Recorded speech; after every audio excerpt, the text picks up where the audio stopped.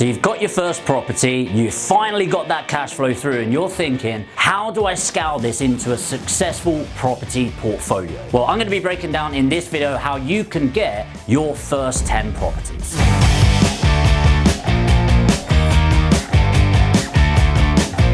I know it's boring starting with this, but I'll be honest, property investment mostly is boring. And by the way, when it comes to your investments, boring is good because boring means predictable, and predictable means money in your bank account.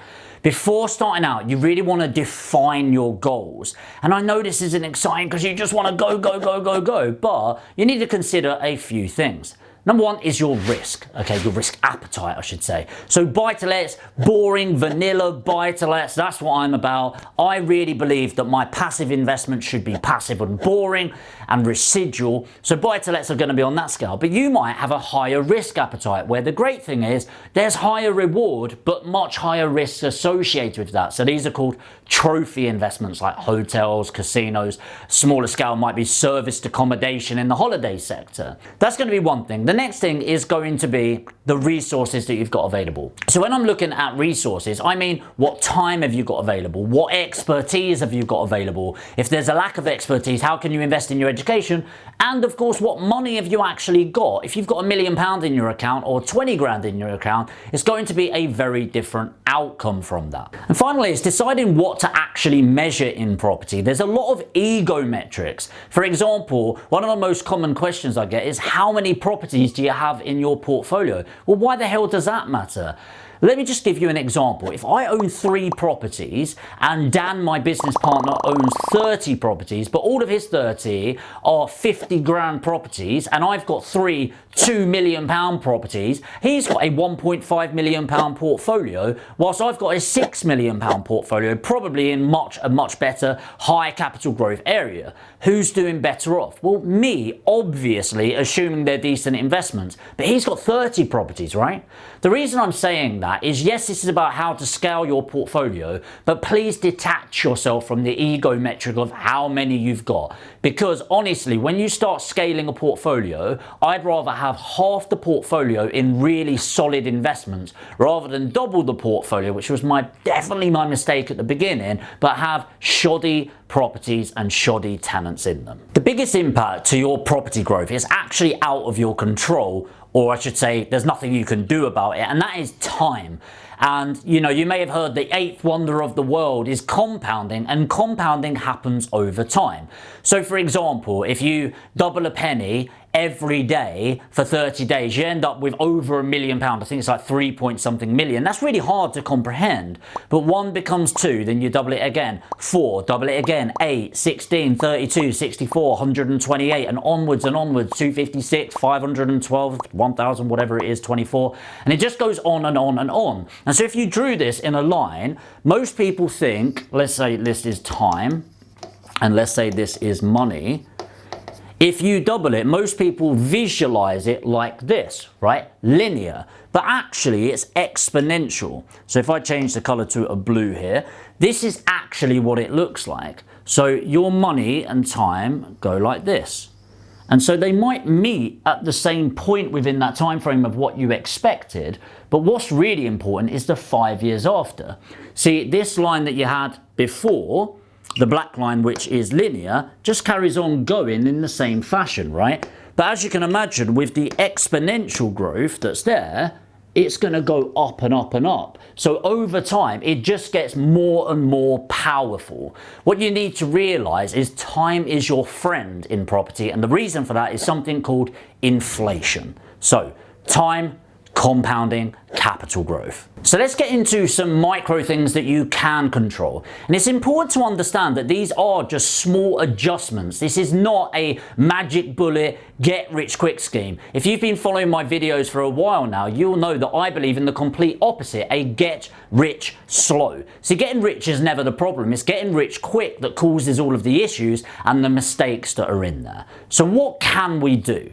Number one, earn more. Sounds pretty obvious, right? But actually, if you're in a job role, if you're self-employed, whatever it is, what can you do to add further value? And remember that earning more money is all about a value exchange. So if you want a pay rise, a bonus, a commission structure, you should be going towards your boss and saying, hey, I've come up with this idea. Here's how I'd like to do it. Here's how I'd like to measure it. What do you think is a fair compensation in return for that?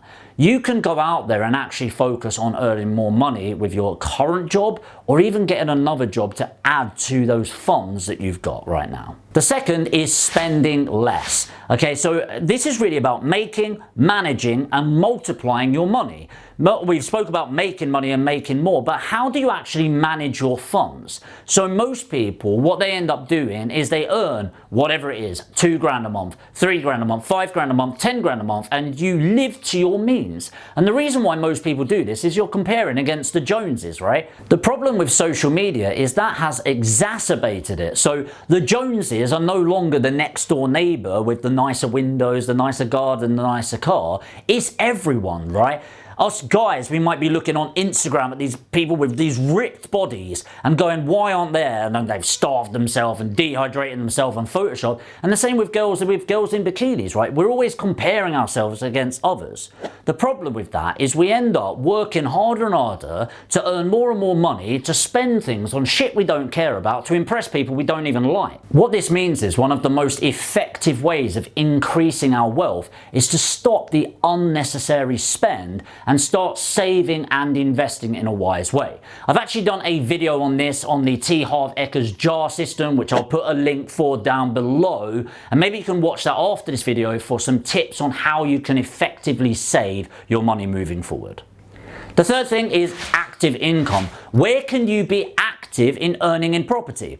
Now, I obviously do deal packaging. I love deal packaging within property. I think it's the best way to learn the fastest and earn the fastest within property. But even if it's outside of property, maybe it's a Amazon FBA, or maybe it's on eBay, whatever it is, maybe it's even trading stocks and shares. What ways can you get active to earn more money? Property is a really unique area for entrepreneurs, because most entrepreneurs, it's because you can't breathe anything but entrepreneurism. Like we were just talking about how I can't sleep sometimes because I'm so excited about this stuff. So I live and breathe this day to day. But property is this unique thing where people are working so hard to get out of a job into property to then get out of property. And sometimes people are so obsessed with this passive income stream where you're not actually focusing on earning active income. And I think it's brilliant, because active is exciting, it's going to earn it a lot faster, and it's a lot more enjoyable than most investment schemes. Finally, and this is a really big one, your network is your net worth. What that means is you are not restricted by your bank account. There's around $38 trillion in circulation at any one point, but if you count cryptocurrencies, derivatives and stocks, etc., it's 1.2 quadrillion.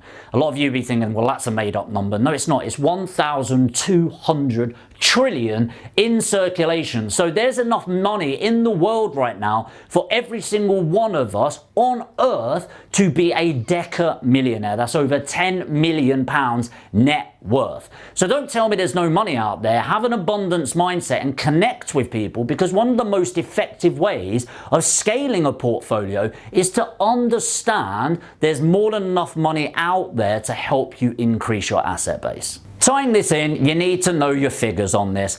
Getting 10 properties where I am in Leeds is going to take about £375,000 in cash. It's going to create probably a £1.5 million portfolio. If you're down in London, 10 properties is probably going to be more like a £5 million portfolio, and you're going to end up needing about £1.5 million in cash in order to get those 10 properties, which again is why I said don't get an ego around the number of properties, focus on the return on capital. So those are my best ways that I've got of getting your hustle on and getting those results. Like I said, there is no magic bullet, but what I'm interested in is what one are you going to try first? But let me know what you thought of this video in the comments. What strategies and hustle are you going to implement, whether I've covered it already or what you're going to go out and do yourself? And if you got value from this video, make sure to smash the like button. And if you're new to the channel and you want to build a successful property investment portfolio, make sure to to hit the subscribe button and the notification bell, and I'll see you in the next video.